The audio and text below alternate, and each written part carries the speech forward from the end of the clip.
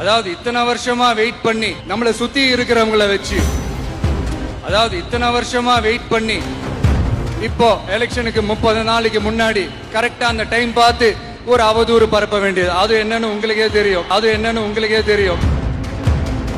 மத்த கட்சிகள்லாம் விடு, விஜய்க்கு மட்டும் தனி கண்டிஷன்ஸ் போடு.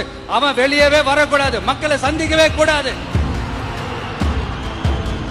என்னாச்சு? அதுவும் எடுபடல. சரி, அடுத்து வேற என்ன பண்ணலாம்? நம்மளை சுத்தி இருக்கிறவங்கள வச்சு இத்தனை வருஷமா வெயிட் பண்ணி இப்போ எலெக்ஷனுக்கு 30 நாளைக்கு முன்னாடி கரெக்டா அந்த டைம் பார்த்து ஒரு அவதூறு பரப்ப வேண்டியது. அது என்னன்னு உங்களுக்கே தெரியும். அதுவும் மக்கள் கிட்ட எடுபடல.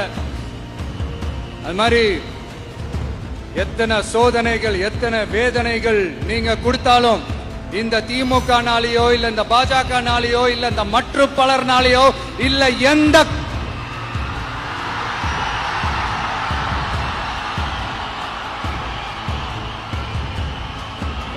வேற யாராலையும் என்ன மக்கள் கிட்ட இருந்து பிரிக்க முடியாதுன்னு சொல்ல வந்தேன். அதைத்தான் சொல்ல வந்தேன்.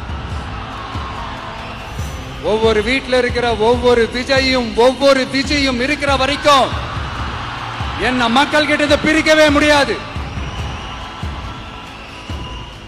இப்படி இந்த சொந்த பந்தம் இவ்வளவு ஸ்ட்ராங்கா இருக்கிறதுனாலதான் நான் முன்னாடியே சொன்ன 234 தொகுதியிலும் இந்த விஜய் தான் வேட்பாளர் அப்படின்னு தான் அதை நான் செஞ்சிருக்கிறேன். ஏன்னா